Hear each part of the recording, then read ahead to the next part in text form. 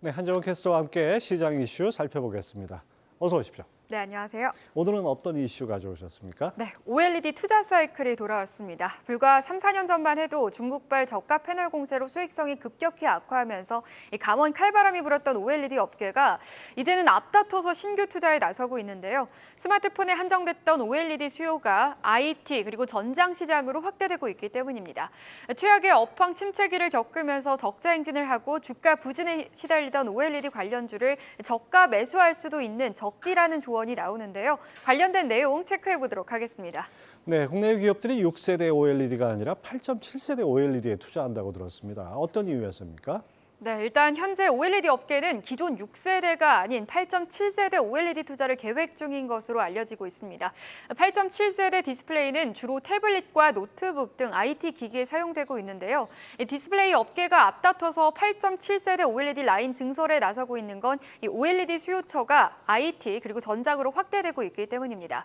삼성 디스플레이는 이르면 올해 2분기에 장비 발주에 나서고 또 2024년부터 2025년쯤 라인 증설에 나설 것으로 보이고요. LG 디스플레이와 BOE 역시 IT용 OLED 시장 성장에 맞춰서 이 8.7세대 신규 라인 투자를 계획 중인 것으로 알려지고 있습니다. IT용 OLED 시장은 아직 낮은 침투율이기 때문에 성장 가능성이 큰 곳으로 꼽히고 있는데요. 특히 2024년 애플의 첫 OLED 아이패드 출시가 예상되면서 OLED 아이패드가 IT 패널 시장 확대 트리거가 될 것으로 전망되고 있습니다. 2026년에는 맥북용 OLED 양산에 본격적으로 착수할 것으로 예상되고 있는데 애플은 지난해 4, 4분기 전 세계 태블릿 시장 점유율 41%인 만큼 압도적인 1위를 기록할 만큼 시장 영향력이 막대합니다. 통상 태블릿 OLED 패널 가격은 스마트폰 OLED 패널보다 3배가량 비싸기 때문에 수익성을 개선하는 효과가 큰데요. 시장 조사 업체 옴디아에 따르면 올해 전 세계 태블릿 OLED 패널 출하량은 530만 대로 추산되고 있습니다. 또 내년에는 올해보다 850만 대 증가한 1380만 대까지 출하량이 확대될 것으로 예상되는데요. 이른바 애플 효과에 힘입어서 중소형 OLED 패널 시장의 급성장이 전망되고 있고 또 애플 물량을 확보하려는 국내 패널 업체들의 경쟁도 치열해질 것으로 전망되고 있습니다. 네, 상당히 주목되는 어떤 성장세인 것 같은데요. 그런데 삼성은 화면의 버닝 현상을 비판하지 않았습니까? 근데 왜 10년 만에 OLED로 돌아선 거죠? 네, 삼성전자는 OLED TV 사업을 정리한 뒤 영원히 안 한다라는 입장을 밝혀왔지만 10년 만에 다시 OLED TV를 출시하는 등 박차를 가하고 있습니다. 그렇다면 삼성전자가 OLED TV 사업에 다시 뛰어든 이유는 무엇일까요? 전문가들은 사업 환경 변화를 꼽고 있습니다. 최근 글로벌 TV 시장은 수요가 급격히 줄어든 상태죠. 시장 조사 업체 옴디아에 따르면 지난해 글로벌 TV 시장 규모는 전년보다 13.2% 정도 감소를 했는데요. 올해도 역성장이 예상되고 있습니다. 여기에 삼성전자가 주력하는 LCD TV 시장은 중국 업체들의 저가 공세로 제품 경쟁이 쉽지 않은 상태인데요. 하지만 OLED TV 시장은 상황이 좀 다릅니다. 여전히 프리미엄 TV 수요가 지속되는 가운데 북미와 유럽을 중심으로 프리미엄 TV 중에서도 OLED TV 선호도가 높아지고 있다고 합니다.